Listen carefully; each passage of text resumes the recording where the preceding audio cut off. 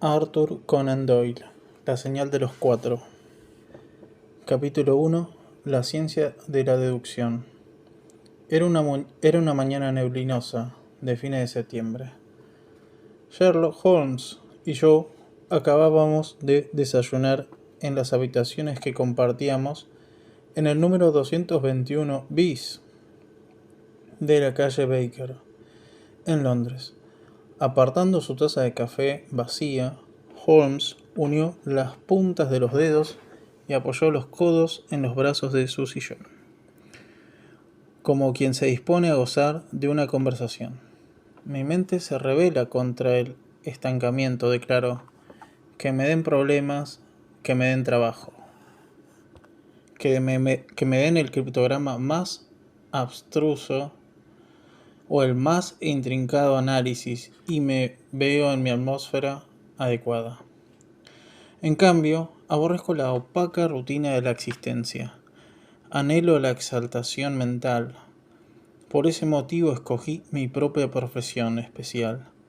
O mejor dicho, la creé, puesto que soy el único en el mundo. ¿El único en el mundo? ¿Detective extraoficial?, sugerí elevando las cejas. El único detective consultivo extraoficial, me corrigió él. Soy el tribunal de investigaciones más elevado y definitivo. Como experto, examino los hechos y pronuncio la opinión de un especialista. En tales casos, no reclamo mérito alguno, mi nombre no aparece en ningún diario. La tarea misma, el placer de hallar terreno para mis facultades particulares, es mi mejor recompensa. Hace poco extendí mi actuación al continente, agregó al cabo de un rato, mientras llenaba su pipa de maíz de cerezo. La semana pasada me consultó François Le Villard, quien, como probablemente sepa usted, se ha destacado en el servicio detectivesco francés. Posee dos de las tres cualidades necesarias para el detective ideal: el poder de la observación y el de la deducción. Lo único que le falta son conocimientos que quizá adquiera con el tiempo. Ahora traduce al francés mis sobritas. ¿Sus sobritas? Ah, ¿no lo sabía?, rió. Sí, soy culpable de varias monografías, todas referentes a temas técnicos. Por ejemplo, he aquí una acerca de la investigación de pisadas, con algunos comentarios referentes al uso del yeso como conservador de huellas. También tengo aquí una curiosa obrita referente a la influencia del oficio en la forma de la mano, con reproducciones de las manos, de pizarreros, veleros, cortadores de corcho, cajistas, tejedores y pulidores de diamantes. Es un asunto de gran interés práctico para el detective científico, especialmente en casos de cadáveres no identificados o por descubrir los antecedentes de criminales. Pero lo estoy aburriendo con mi afición. De ninguna manera, repuse con seriedad. Me resulta del mayor interés, especialmente desde que he tenido oportunidad de observar cómo la aplica en la práctica. Pero acaba de hablar de observaciones y deducción. Seguramente la una implica la otra. Difícilmente, aseguró al tiempo que se reclinaba voluptuosamente en su sillón y arrojaba densas bocanadas de humo azul de su pipa. Bueno, la observación me indica que esta mañana fue usted a la sucursal de correos de la calle Wigmore. Pero la deducción me permite saber que desde allí despachó un telegrama. Eso es, exclamé. Acertó en los dos puntos, aunque confieso no comprender cómo lo hizo. Es una sencillez misma, comentó, riendo ante mi sorpresa. Tan absurdamente sencillo que la explicación resulta superflua y sin embargo puede servir para definir los límites de la observación y la deducción. La observación me indica que tiene un poco de barro rojizo adherido al calzado, precisamente frente a la oficina de la calle Wigmore. Han levantado el pavimento y removido un poco de tierra, diseminándola de tal manera que resulta difícil evitar al entrar. Esa tierra tiene un tinte rojizo especial que, por lo que sé, no se encuentra en ninguna parte del barrio. Hasta allí es observación. Lo demás, deducción. Si es así como dedujo el telegrama. Bueno, por supuesto sabía que no escribió ninguna carta, puesto que estuve sentado frente a usted toda la mañana. También veo en el escritorio abierto que tiene una hoja de estampillas y un grueso fajo de tarjetas postales. ¿Para qué podía ir al correo si no para enviar telegramas? Elimínese los demás factores y el restante tiene que ser la verdad. En este caso, así es. Por cierto, repliqué después de pensarlo un poco. Sin embargo, la cosa es de lo más sencilla. Como dijo usted, me consideraría impertinente si sometiera sus teorías a una prueba más severa. Al contrario, repuso. Con mucho gusto examinaré cualquier problema que desee plantearme. Según le oí decir, es difícil que un hombre utilice diariamente un objeto sin dejar impresa en él su personalidad de modo tal que un observador experto podría leerlo. Bueno, tengo aquí un reloj que pasó a mi poder hace poco. ¿Tendría la amabilidad de ofrecerme una opinión acerca del carácter o costumbres de su difunto dueño?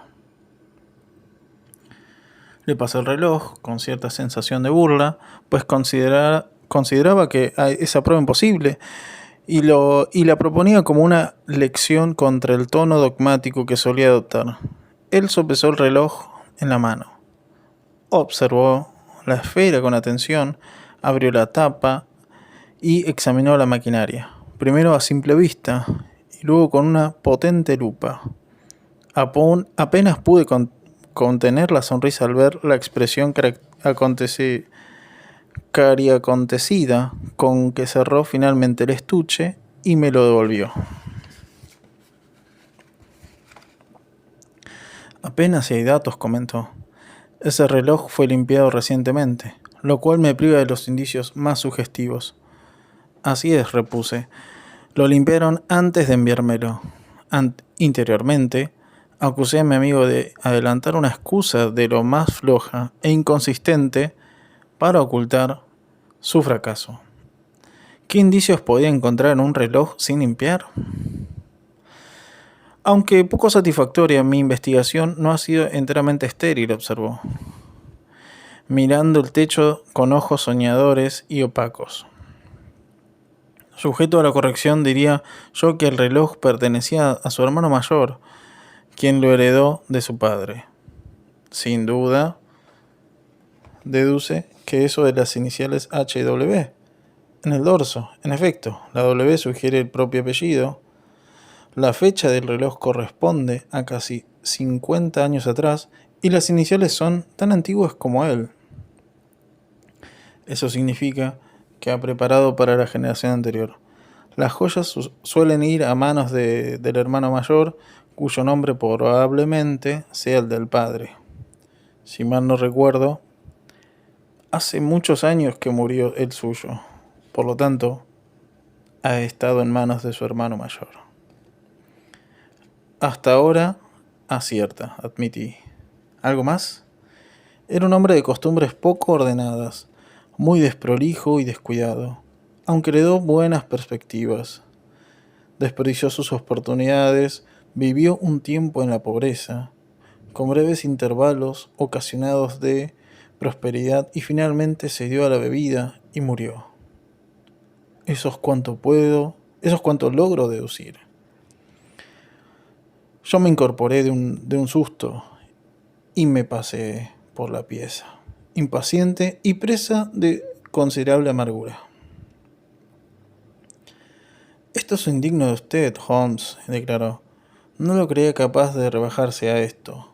Anduvo averiguando la historia de mi desdichado hermano y ahora simula deducir este conocimiento de manera fantástica. No esperará que crea que vio todo esto en un viejo reloj. Es poco amable de su parte, y para decirlo sin rodeos, huele a charlatanería. Por favor, acepte mis disculpas, mi estimado doctor, respondió él con amabilidad. Consideraba el asunto como un problema abstracto y olvidé lo personal y doloroso que puede ser para usted. Sin embargo, le aseguro que ni siquiera sabía que tuviera un hermano hasta que me entregó el reloj.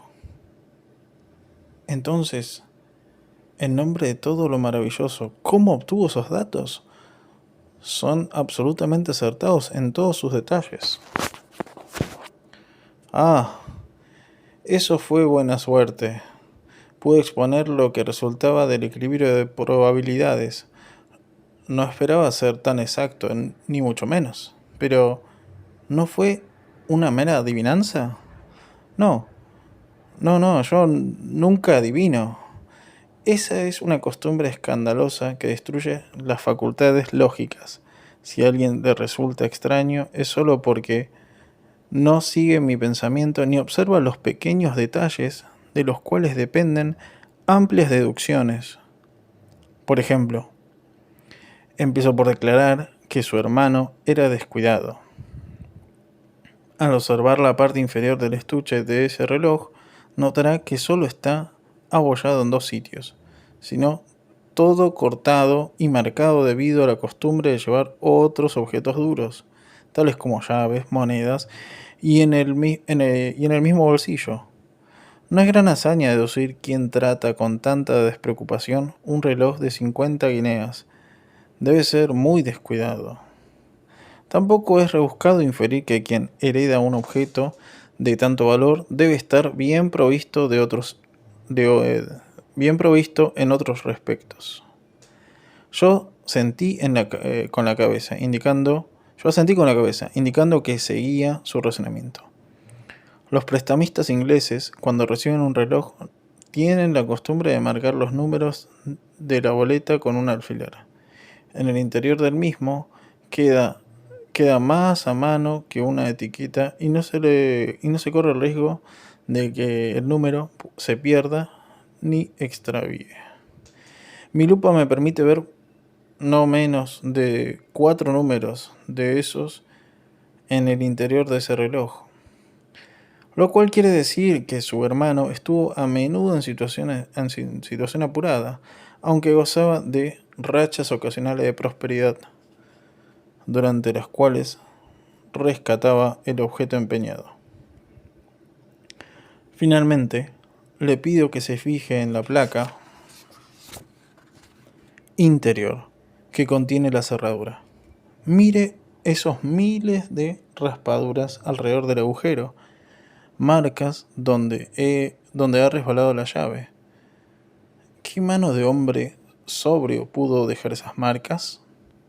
En cambio, nunca se ve un reloj de borrachín que no las tenga. Le da cuerda por la noche y deja esas huellas con su mano vacilante. ¿Dónde está el misterio de todo esto? Claro, como la luz del día, declaré. Lamento haber sido injusto con usted. Debí tener más fe en sus maravillosas facultades. Doctor, ¿de qué sirve tener poderes si no se tiene terreno donde emplearlos? El delito es vulgar, la existencia es vulgar, y ninguna cualidad que no sea vulgar tiene función alguna en la tierra. Abría la boca para responder a este discurso cuando nuestra casera llamó a la puerta y entró, trayendo una tarjeta sobre la bandeja de bronce. Una joven quiere verlo, señor, anunció dirigiéndose a mi amigo. Mary Morstan, leyó él. No recuerdo este nombre. Pídale que suba, señora Hudson. No se vaya, doctor. Prefiero que se quede.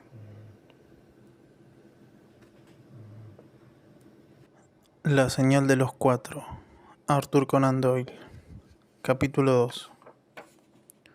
La exposición del caso. La señorita Morstan entró con paso firme y aparente serenidad.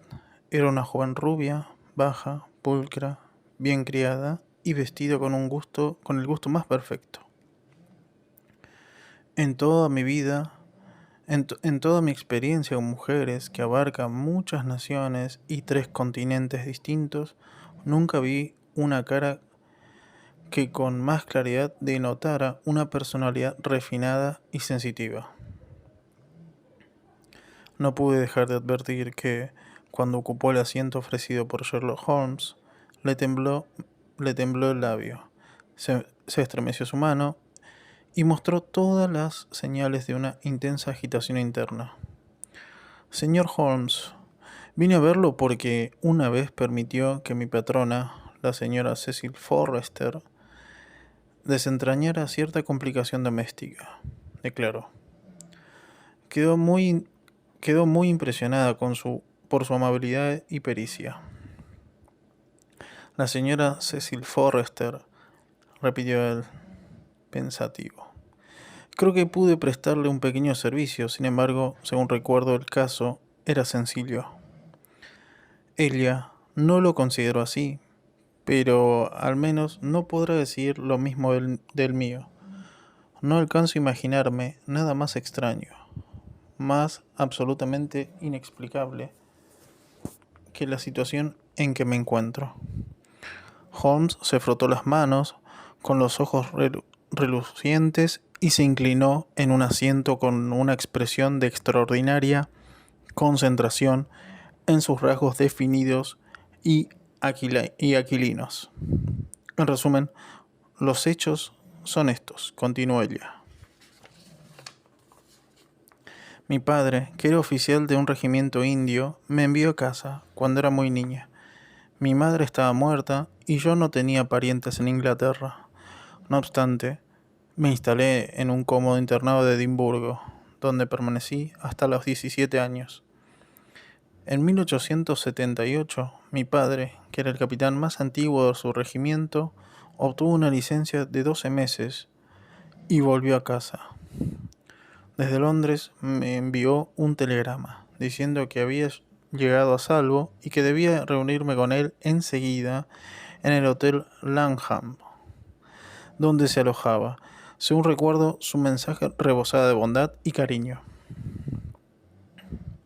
Al llegar a Londres, me dirigí a Langham, donde me informaron que el capitán Morstan se hospedaba allí, pero había salido la noche anterior sin haber regresado todavía.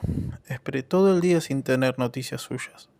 Aquella noche, por consejo del gerente del hotel, me comuniqué con la policía y a la mañana siguiente publiqué anuncios en todos los diarios.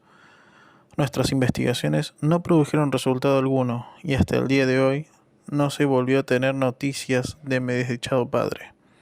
Volví a su país con la esperanza de hallar paz, un poco de comodidad y en cambio se llevó la mano a la garganta con un sollozo que lo ahogó, interrumpiendo su frase. ¿En qué fecha fue?, inquirió Holmes, abriendo su libreta. Desapareció el 3 de diciembre de 1878 y hace casi 10 años. Su equipaje quedó en el hotel. En él no había nada que sugiriera un indicio. Algunas ropas, algunos libros y una cantidad de curiosidades de las islas Andamán, donde fue uno de los oficiales a cargo de la guardia de los prisioneros. ¿Tenía amigos en la ciudad? Solo conocíamos a uno, el mayor Sholto, de su mismo regimiento, el 34º de Infantería de Bombay.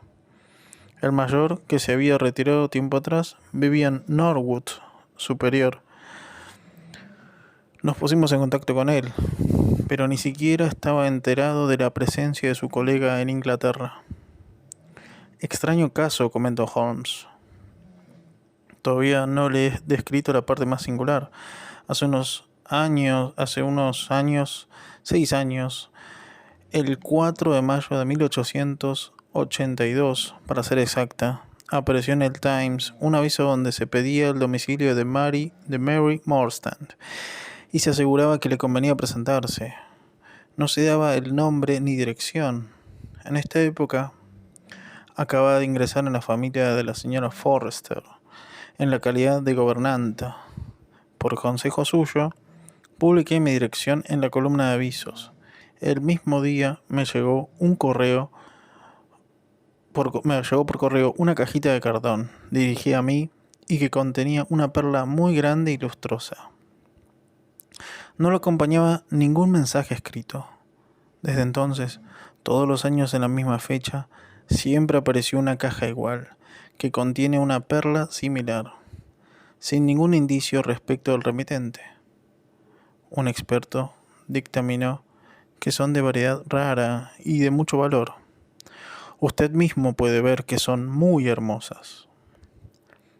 Al hablar, abrió una caja chata y se mostró 6 de las perlas más hermosas que he visto en mi vida. Su declaración es muy interesante, afirmó Sherlock Holmes. ¿Qué le ha sucedido? ¿Le ha sucedido algo más? Sí, y precisamente hoy. Por eso vine a verlo. Esta mañana recibí esta carta, que quizás quiera leer usted mismo. Gracias, asintió Holmes. El sobre también, por favor. El sello dice Londres, S.W. Fecha 28 de septiembre.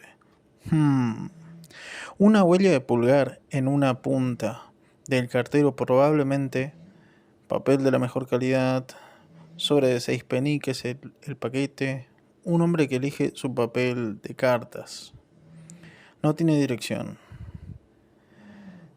Espéreme en el tercer pilar desde la izquierda, frente al Teatro Liceo, a las 7 de la noche. Si desconfía, traiga 2 amigos. La han perjudicado y recibirá justicia. No traiga a la policía. Si lo hace, todo será en vano. Su amigo desconocido. Bueno, es realmente un lindo misterio. ¿Qué piensa hacer, señorita Morstan? Eso es precisamente lo que deseo preguntarle. En tal caso, iremos, claro está. Usted y yo... Sí, pero sí, el doctor Watson es la persona más adecuada. Su corresponsal dice 2 amigos. Él y yo hemos actuado juntos. Pero, ¿querrá venir? Exclamó ella con algo de implorante en la voz y la expresión. Me sentiré muy orgulloso y feliz si puedo serle útil en algo, aseguré con fervor.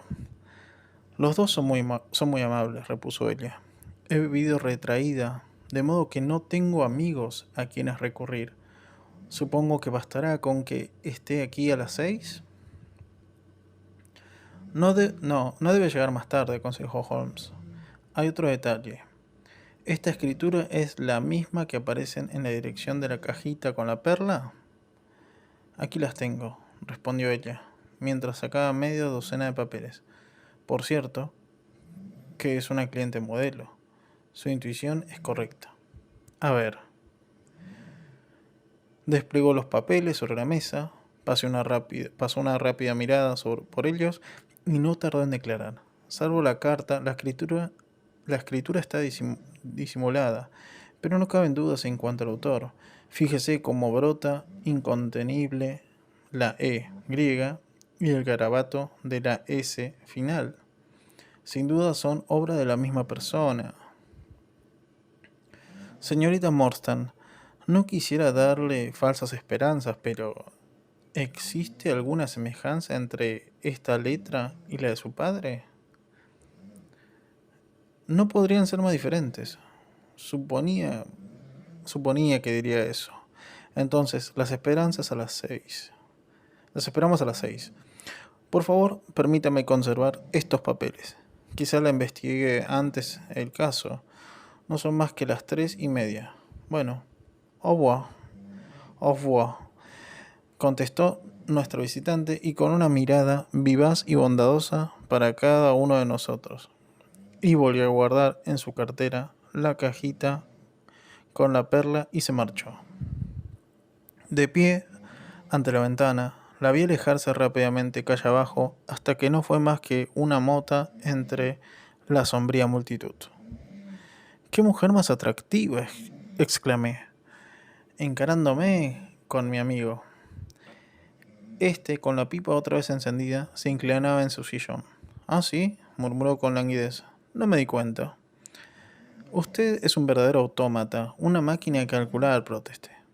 «A veces veo en usted algo realmente inhumano», sonrió con suavidad exclamando.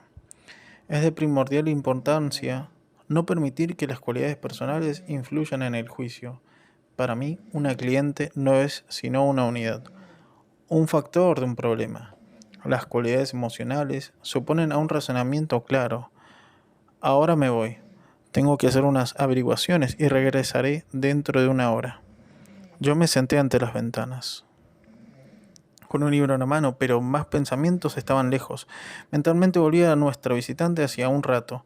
Sus sonrisas, los matices ricos y profundos de su voz, el extraño misterio que cubría su vida.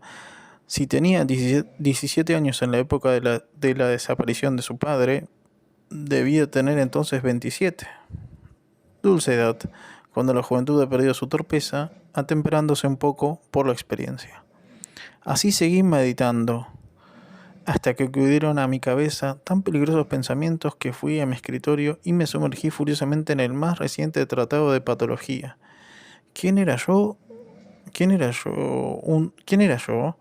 Un cirujano del ejército con una pierna defectuosa y una cuenta bancaria exhausta, para atreverme a pensar en tales cosas. Holmes volvió recién después de las 5:30. Estaba animado, entusiasmado y de excelente humor. Un estado de ánimo que en su caso alternaba con la más negra depresión. «En este asunto no hay gran misterio», declaró, aceptando la taza de té servida por mí. «Los hechos no parecen admitir sino una explicación». «¿Cómo? ¿Ya lo solucionó?». «Bueno, eso sería demasiado decir. He descubierto un hecho sugestivo, nada más». «Claro que es muy sugestivo. Todavía falta agregar los detalles». Al consultar los archivos del Times, describí recién que el mayor Sholto de Norwood, superior y de reciente actuación en el 34º Regimiento de Infantería de Bombay, murió el 28 de abril de 1882. Puede que sea muy obtuso, Holmes, pero no alcanzo a comprender qué sugiere eso. ¿No? ¿No? Me sorprende usted. Entonces considérelo desde este punto de vista. El capitán Morstan desaparece. La única persona a quien pudo haber visitado en Londres es el mayor Sholto. Este niega estar enterado de su presencia en Londres. 4 años más tarde, Sholto muere. Menos de una semana después de su muerte, la hija del capitán Morstan recibe un valioso presente que se repite de año en año y ahora culmina en una carta que la describe como perjudicada. ¿A qué perjuicio puede referirse? ¿Sino al de haberse visto privada de su padre? ¿Y por qué habrían comenzado los regalos inmediatamente después de la muerte de Sholto? A menos que su heredero sepa algo del misterio y desee compensarla. ¿Tiene alguna teoría a cambio de esta que corresponda a los hechos? Pero qué extraña compensación, protesté yo. Y realizada de manera tan rara. Entonces, ¿por qué escribir esa carta ahora en vez de 6 años antes? Además, la carta habla de hacerle justicia. ¿Cuál puede ser esa justicia? Suponer todavía vivo a su padre es excesivo. En su caso, no existe otra injusticia que conozca. Hay dificultades, ciertamente las hay, admitió Holmes, pensativo, pero nuestra expedición de esta noche las resolverá todas. Ah, he aquí un coche y la señorita Morstan adentro. ¿Ya está preparado? Entonces, será mejor que bajemos porque es un poco más de la hora. Yo recogí mi sombrero y mi bastón más grueso, pero observé que Holmes sacaba de un cajón su revólver y se lo guardaba en el bolsillo. Evidentemente pensaba que nuestra labor de la noche podía ser peligrosa. La señorita Morstan estaba envuelta en una capa oscura con el rostro sereno, aunque pálido. Tendría que haber sido más que una mujer para no experimentar cierta inquietud ante la extraña empresa en que nos embarcábamos. Sin embargo, su dominio de sí misma era perfecto y contestó sin vacilar las pocas preguntas adicionales que le dirigió Sherlock Holmes. El mayor Sholto era un amigo de papá, muy especial, declaró. Sus cartas estaban llenas de alusiones al mayor. Ambos comandaban la tropa en las islas Andamán, de modo que se veían reunidos a menudo. De paso, en el escritorio de papá salió un extraño documento que nadie logró entender. No creo que tenga la menor importancia, pero como pensé que quizá querría verlo, se lo traje. Aquí está.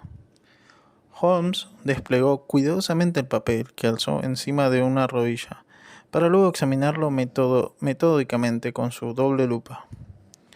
El papel es de manufactura india, nativa, comentó. En cierta época estuvo clavado un tablero. El diagrama trazado en él parece ser el plano de un sector de un amplio edificio con numerosos pasillos, corredores y pasadizos. En un punto hay una crucecita hecha con tinta roja y encima escrito con lápiz 3.37 desde la izquierda. En la punta de la izquierda hay un extraño jeroglífico, semejante a 4 cruces en línea, con los brazos unidos. Al lado con caracteres muy toscos está escrito la señal de los 4. Jonathan Small, Mahomet Saint, Abdullah Khan, Dost Akbar. Confieso no comprender qué relación tiene esto con el caso. Sin embargo, es evidentemente un documento importante. Estuvo cuidadosamente guardado en una billetera, puesto que se encuentra tan limpio de un lado como del otro. Fue en su billetera donde lo hallamos. En tal caso, guárdelo con cuidado, señorita Morstan, pues quizás no resulte útil. Empiezo a sospechar de que este asunto puede resultar mucho más profundo y sutil de lo que supuse al principio. Debo reconsiderar mis ideas. Se reclinó en el coche y por su entrecejo fruncido y su mirada algo vaga, pude notar que reflexionaba intensamente. La señorita Morstan y yo conversamos en voz baja acerca de nuestra expedición y su posible resultado, pero nuestro acompañante mantuvo su impenetrable reserva hasta el final de la jornada. Todavía no eran las 7 de un anochecer de septiembre, mas el día había sido triste y una densa llovizna neblunosa caía sobre la gran ciudad. Unas nubes de color del barro pendían melancólicamente sobre las calles enlodadas. Por la ribera, los faroles no eran más que borrosas manchas de la luz difusa que esparcían un débil brillo circular sobre el resbaladizo pavimento. Desde los escaparates, un resplandor amarillo se confundía con el aire vaporoso y proyectaba una turba y vacilante radiación a través de la transitada arteria. No soy impresionable, pero el atardecer pesado y opaco se combinaba con nuestra extraña misión para ponerme nervioso y deprimido. Por la actitud de la señorita Morstan comprendí que ella experimentaba igual sensación. Solamente Holmes se elevaba por encima de tan nimias influencias. Sostenía sobre la rodilla la libreta abierta, donde de vez en cuando notaba algo a la luz de la linterna de bolsillo. En el Teatro Liceo, la multitud ya se agolpaba ante las entradas laterales. Al frente llegaban sin cesar cabriolés y carruajes, que descargaban su cargamento de hombres con sombreros de copa y mujeres con pieles y diamantes. Apenas llegamos al tercer pilar, lugar de nuestra cita, cuando nos abordó un hombre bajo, moreno y vivaz con traje de cochero. ¿Son ustedes acompañantes de la señorita Morstan?, nos preguntó. Yo soy la señorita Morstan. Y estos dos caballeros son mis amigos, respondió ella, fijando en nosotros unos ojos penetrantes e inquisitivos. El desconocido dijo con decisión: Señorita, le ruego me disculpe, pero debo pedirle su palabra de que ninguno de los acompañantes es policía. De eso le doy mi palabra, replicó ella. A un agudo silbido de un individuo se acercó un carruaje, cuyo conductor nos abrió la portezuela. El desconocido subió al pescante mientras nosotros nos acomodábamos adentro.